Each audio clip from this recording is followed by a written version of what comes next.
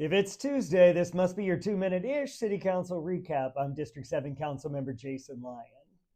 First, I want to give a shout out to my colleague Rick Cole for handling recap duties while I was away celebrating the holiday with my family last week. He did a great job.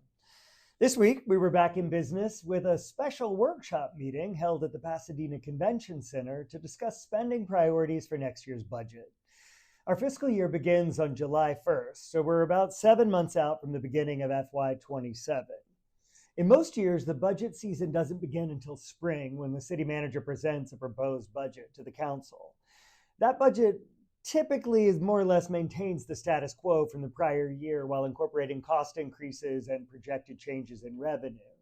But because the budget usually only comes to us with a month or two to go before we need to adopt it, the process doesn't easily accommodate any major shifts in spending to highlight specific priorities. So several of us on the council have been asking to start the process much earlier in the year so that we can give the city manager a heads up about where our shared spending priorities are going to be focused. This was our first year of kicking off the budget process in December.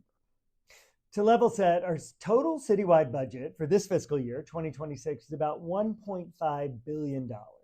But only about a quarter of that, roughly $365 million, is available for discretionary spending.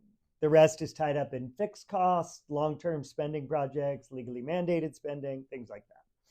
So this workshop was about the whole council considering together how we want to divide up that discretionary quarter of the budget, especially in a time when expenses are headed up and revenues and external funding sources like federal dollars are headed down. It turned out to be a really useful conversation. First, the city's chief information officer, Philip Leclerc, and assistant city manager Matt Hawksworth facilitated a free-flowing discussion among the council about the criteria we should use in deciding where to focus the city's spending, whether that's measuring community benefit, cost impacts, equity considerations, extent of need, etc. I'm not sure we were all on the same page about how to rank those criteria, but we generally agreed on the basic range of considerations to apply. From there, we got into the actual work of identifying the areas of greatest concern for next year's budget. And that was the really illuminating part. You might think that every member of the council sort of knows where our colleagues stand on spending priorities, and we do to some degree, but this workshop was the first time we got to see the depth of each other's commitment to particular priorities because we were ranking all of the major spending concerns against each other. The great news is how much consensus there is on the council about where to prioritize dollars in 2027. At the top of the list is upgrading and modernizing fire department facilities. And very close behind that is improving our roadways with a particular focus on developing a multifaceted safety strategy, especially for pedestrians and bikers.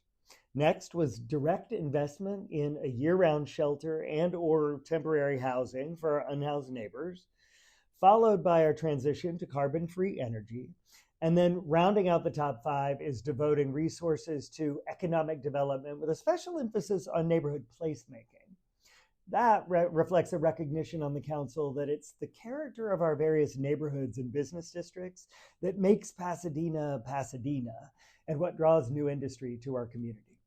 So, with those priorities established from last night's workshop, the city manager's executive team will now start to craft a budget, and we anticipate that they'll come back along the way to clarify specific aspects of the priorities or to resolve spending conflicts as they arise.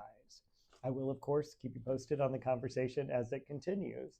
As always, if you'd like to be in touch with me, email jlyon@cityofpasadena.com.